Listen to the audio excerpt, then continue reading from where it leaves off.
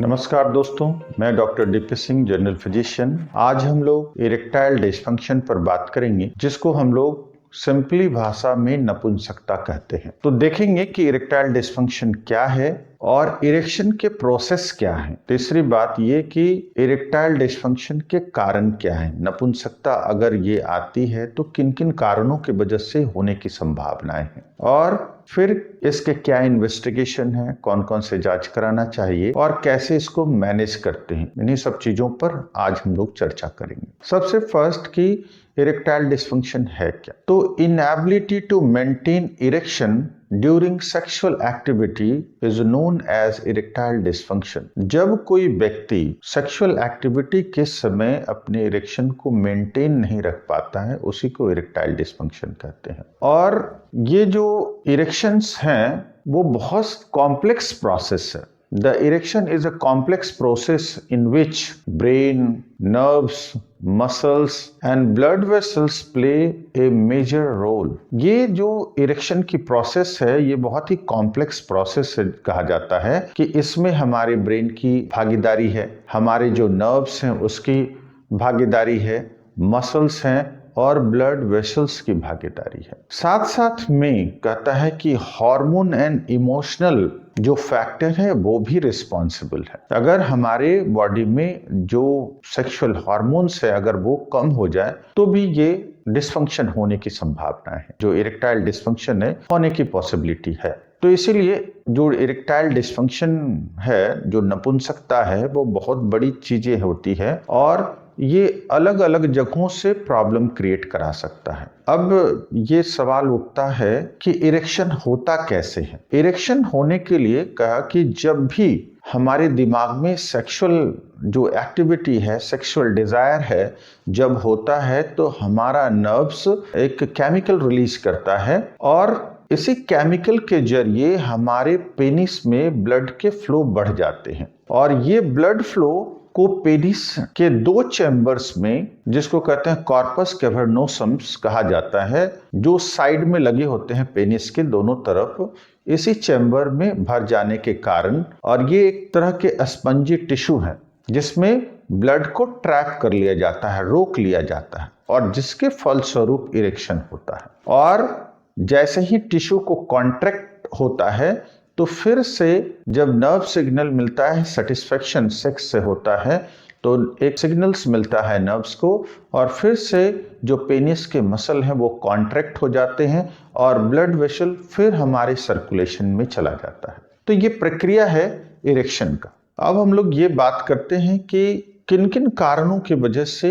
Erections होता है। उसके पहले हम लोग ये बात को जान ले कि जो ये नपुंसकता है, जिसको हम लोग इरेक्टाइल डिस्फंक्शन कह रहे हैं, इसमें होता क्या है। पहला तो है कि तीन बातें होती है इसमें। पहला कि इरेक्शन को मेंटेन नहीं रख पाते हैं। इरेक्शन होता है लेकिन जैसे ही इंटरकोर्स के लिए जाते हैं इरेक्शन खत्म हो जाता है। दूसरा है कि इरेक्शन होता ही नहीं है। इरेक्शन सेक्सुअल इंटरकोर्स की डिजायर है लेकिन कहा कि वो इरेक्शन हो ही नहीं रहा है। और तीसरी है कि कंप्लीट सेक्सुअल डिजायर ही नहीं है। तो तीन चीजों की होने की संभावनाएं हैं। अब हम लोग बात करते हैं कि किन किन कारणों की वजह से, कौन कौन से कारण इसके लिए रिस्पॉन्सिबल है। तो इसके लिए बहुत सारे कारण हैं जो रिस्पॉन्सिबल हैं। कुछ है हार्ट के डिजीज हैं, हाई ब्लड प्रेशर के हैं, डायबिटीज है जिसके कारण कोलेस्ट्रॉल की मात्रा बढ़ जाता है। बहुत सारे डायबिटीज के लोगों में कोलेस्ट्रॉल के प्रॉब्लम्स, जो फैट के प्रॉब्लम होते हैं जिसकी वजह से कोलेस्ट्रॉल की मात्रा बढ़ जाता है, जिसको एथेरोस्क्लेरोसिस के नाम से जानते हैं। कुछ लोगों में ओबेसिटी भी एक कारण है। ओबेसिटी के कारण ये चीजें होती है। कुछ लोग हैं स्मोकिंग के कारण हो सकता है, अल्कोहलिक होने के कारण हो सकता है, कुछ लोगों में स्लीप डिस्टर्बेंस के कारण हो सकता है, और कुछ लोगों में लो लेवल ऑफ टेस्टोस्टेरोन होने के कारण हो सकता है। तो ये कुछ कारण हैं और कुछ लोगों में साइकोलॉजिकल प्रॉब्लम होने के कारण है। दिन प्रतिदिन जो इरेक्टाइल डिस्फंक्शन के केस हैं बढ़ते जा रहा है आज के परिवेश में, इसलिए कि बहुत ही लोगों ने जीवन को बहुत स्ट्रेस में डाल दिया है। बहुत सारे लोग अपने सर के ऊपर इतना वर्कलोड लोगों ने अपना ले लिया है जो अपने लिए सोचने की समय ही नहीं मिलता है। अपने जीवन को मैनेज कैसे करना है ये उनके पास टाइम नहीं है, इसलिए इस तरह के केसेस बढ़ते जा रहे हैं। लोगों का दिनचर्या गड़बड़ हो गया, ना खाने का टाइम है, ना उठने का टाइम है, ना सोने का टाइम है। इन सभी कारणों की वजह से इस तरह के केस दिन प्रतिदिन बढ़ रहे हैं। साइकोलॉजिकल प्रॉब्लम जैसे एंजाइटी के लेकर बहुत सारे आजकल लोग अपनी लाइफ के बारे में बहुत ही ज़्यादा सोचते रहते हैं, तो ये कारण हो सकता है एंजाइटी है। कुछ लोग सोचते सोचते डिप्रेशन में चले जाते हैं, बहुत स्ट्रेस में रहते हैं। बहुत सारे लोगों को ये चिंता होती है कि क्या मेरा पार्टनर क्या बोलेगा, नहीं बोलेगा। बहुत तरह की बातें हैं, क्या हम उसके लायक हैं या हम जो हमारा एबिलिटी है कुछ कम है। बहुत तरह की बातें हैं जो सोचते रहते हैं, जिसका कि एक साइकोलॉजिकल इफेक्ट आपकी सेक्सुअल एक्टिविटी पर डालता है। तो ये सब कारण है जिसकी वजह से जो नपुंसकता है वो होता है। अब ये बात करें कि अगर कोई ऐसी समस्याओं से जूझ रहा है तो उन लोगों को क्या इन्वेस्टिगेशन कराना चाहिए जिससे पता करें। उन लोगों में बहुत सारी टेस्ट के जरिए हम लोग कंफर्म करते हैं। ब्लड टेस्ट कराते हैं। ब्लड टेस्ट में हो सकता है कि ओबेसिटी के साथ थायराइड, हाइपोथायराइडिज्म के केस हो तो थायराइड फंक्शन टेस्ट कराते हैं। टेस्टोस्टेरोन का टेस्ट कराते हैं।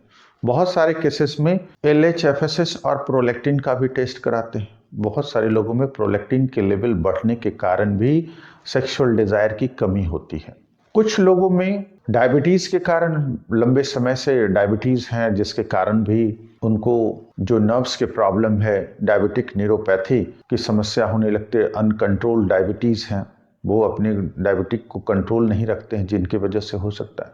High blood pressure due to deposition of cholesterol, जो ब्लड वेसल्स है उसमें कोलेस्ट्रॉल का डिपोजिशन होने लगता है, जिसके कारण पेनिस में ब्लड फ्लो की मात्रा घट जाता है। ब्लड वेसल नैरो हो जाने के कारण ब्लड फ्लो की मात्रा घट जाता है, जिसकी वजह से इरेक्शंस नहीं हो पाते हैं। हमने पहले ही कहा है कि इरेक्शन के प्रोसेस में ब्लड वेसल के अंदर बहुत सारे ब्लड्स आ जाते हैं और वो वहीं पर रुक जाते हैं, ट्रैप कर लिया जाता है, जिसके फलस्वरूप ही इरेक्शंस होता है। तो हम लोग इसके लिए एक और भी टेस्ट है जिसको हम लोग कराते हैं, जिसको कहते हैं पेनाइल कलर डॉपलर, जिसके ब्लड फ्लो को देखने में मदद मिलता है कि ब्लड फ्लो प्रॉपर हो रहा है कि नहीं। इसके बाद जो इन्वेस्टिगेशंस हैं, लिपिड प्रोफाइल, इस कोलेस्ट्रॉल को देखने के लिए लिपिड प्रोफाइल का टेस्ट कराते हैं और डायबिटीज को कंफर्म होने के लिए ब्लड शुगर का टेस्ट कराते हैं।